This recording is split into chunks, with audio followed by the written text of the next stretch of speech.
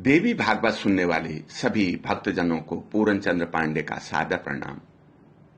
भक्तजनों, आप देवी भागवत के अंदर का सुन रहे थे।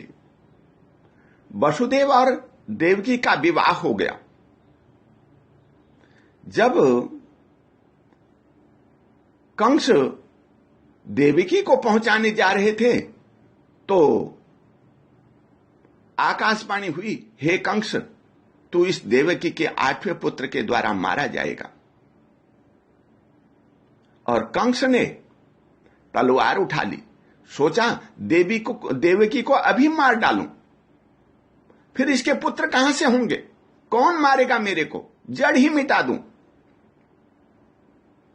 लेकिन वसुदेव जी ने कह दिया, इसे मत मारो, जितने भी पुत्र होंगे मैं पैदा होते ही तुम्हें सौंप दूंगा।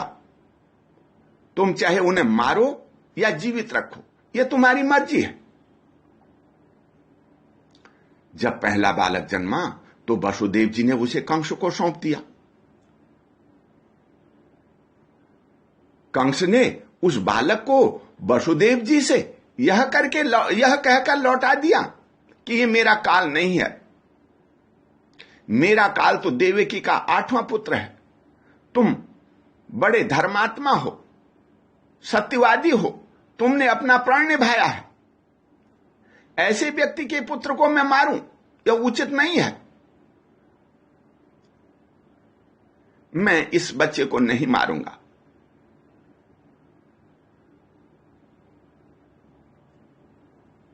जब वसुदेव जी बालक को वापस ले आए तो कंस के पास नारद जी पहुंच गए, उसी समय पहुंच गए। नारद जी ने कहा, हे कंस, अपने कल्याण की इच्छा रखने वाले किसी भी व्यक्ति को चाहिए कि वह होशियारी से काम ले। तुमने इस बच्चे को छोड़ दिया, जरा मुझे बताइए तो, अंत से 8वां है या आरंभ से 8वां या बीच से 8वां? जोड़ा जाए तो सभी बालक 8वें कहे जा सकते हैं। नारद जी की बात को सुनकर के कंस को बड़ा आश्चर्य हुआ। नारद जी तो कभी झूठ बोलते ही नहीं। हो न हो यही मेरा काल हो सकता है। कंस ने सिपाहियों को भेजा, बालक को पुनः मंगा लिया और पत्थर पर उसका सिर पटक डाला, मार डाला ये बच्चे को। इस तरह वह देवकी के गर्भ से उत्पन्न 6 बालकों को प्रतिवर्ष जब जब वो पैदा हुए मारता रहा।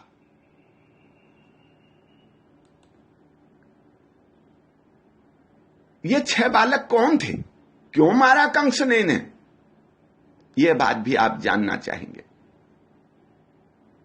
इसी विषय पर मैं आज चर्चा करूंगा।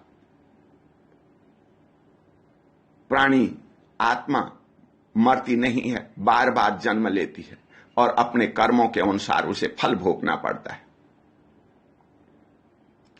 तब जन्मे जी व्यास जी से पूछते हैं, हे व्यास जी, नारद जी ने आकर के जो कंस को भड़काया, ये सब कहा, ये तो मुझे उचित नहीं लगता है। नारद जी हमेशा देवताओं का कार्य बनाने में मदद करते हैं, फिर आज उन्होंने क्या सोचा, क्या सूझा उन्होंने देवकी के गर्भ से उत्पन्न 6 बालकों को मरवा डाला। तब व्यास जी ने कहा, हे जन्मे जी सुनिए, ये 6 बालक जो हैं मुनिवर मरीचि के महान बलशाली पुत्र थे। ये धर्मशास्त्र के प्रकांड विद्वान थे, बहुत शक्तिशाली थे, बलशाली थे। एक दिन ब्रह्मा जी की बात सुनकर के यह हंस पड़े इन्हें अपने बल और बुद्धि पर बड़ा अहंकार हो रहा था। इन्होंने ब्रह्मा जी की खिल्ली उड़ाई। यह देखकर ब्रह्मा जी को तो गुस्सा आ गया। उन्होंने इन्हें शाप दे दिया, तुम स्वर्गलोक में रहने के योग्य नहीं हो, धरातल पर जाकर के दैत्य योनि में जन्म धारण करो। ये मरीचि के 6 बालक धरती पर आए। कालनेमी एक राजा था, दुष्ट था, दैत्य था, उसके घर में उत्पन्न हुए। अपना जीवन पूरा करने के बाद यह दूसरे जन्म में हिरण्यकश्यप के पुत्र बन करके जगत में आए। इन्हें पूर्व जन्म की सभी बातें यादें थी। इनका ज्ञान नष्ट नहीं हुआ था। हिरण्यकश्यप के पुत्र होने के बावजूद भी, दैत्य पुत्र होने के बावजूद भी यह ब्रह्मा जी की स्तुति करते रहे, प्रार्थना करते रहे, अपने अपराध के लिए क्षमा याचना करते रहे। जब इन्होंने अपने कर्मों का प्रायश्चित किया तो ब्रह्मा जी बहुत प्रसन्न हो गए। उन्होंने कहा, षड्गर्भो, मैं तुम्हारी तपस्या से प्रसन्न हूं,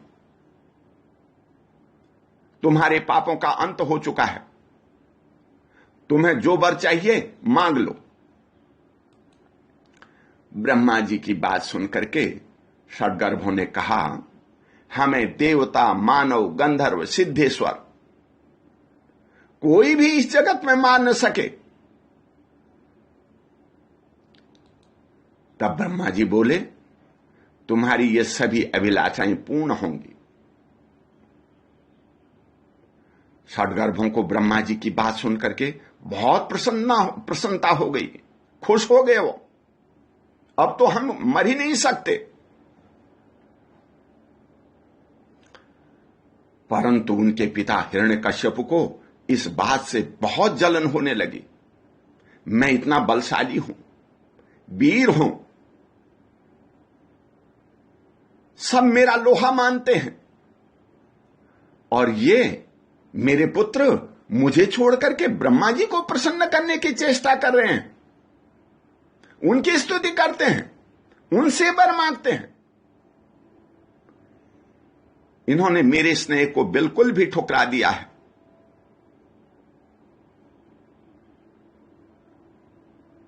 उन्होंने अपने पुत्रों को कहा, तुम ब्रह्मा जी की स्तुति करते हो, तुम्हें मेरी स्तुति करनी चाहिए। यह बड़ा अनर्थ है, तुम पुत्र कहलाने योग्य नहीं हो। मैं तुम्हें शाप देता हूं, जाओ इसी समय पाताल चले जाओ। पाताल में जाकर नींद के वशीभूत होकर के बहुत वर्षों तक सोए पड़े रहो, सोते रहो, जब तक जीवित रहो तब तक सोते रहो। जब तुम्हारी नींद खुलेगी, तुम्हें बारी बारी से देवकी के गर्भ में जन्म लेना होगा। तुम्हारे पूर्व जन्म के पिता कालनेमी उस समय कंस के नाम से प्रसिद्ध होंगे।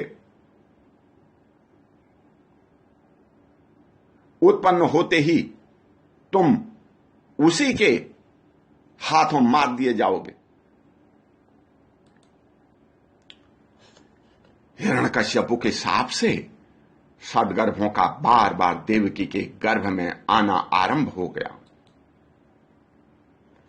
और शापानुसार ये 6 बालक कंस के द्वारा मार डाले गए। 7वीं बार शेष जी अपने अंश से देवकी के गर्भ में पधारे। संयोगवश 5 माह में ही देवकी का गर्भस्राव हो गया। योग माया ने बलपूर्वक उस गर्भ को खींचकर रोहिणी के गर्भ में स्थापित कर दिया। यह बात तो सभी को मालूम हो गई, देवकी का गर्भपात हो गया है।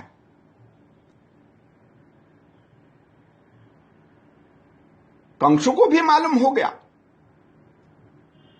गर्भपात हो गया, मर गया बच्चा, अब पैदा नहीं होगा।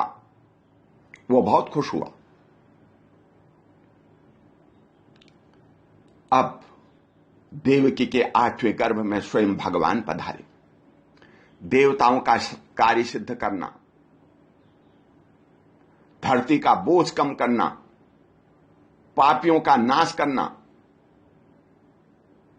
उनके पदार्पण का प्रधान प्रयोजन था। वो आए ही इसलिए, जन्म ही इसलिए लिया कि पापियों का नाश हो। देवकी अदिति के अंश से प्रकट हुई थी। बलदेव जी शेषनाग के अंश थे। धर्मनंदन नारायण भगवान श्री कृष्ण बनकर के पधारे थे। नारायण के छोटे भाई नर अर्जुन बनकर के आ गए थे।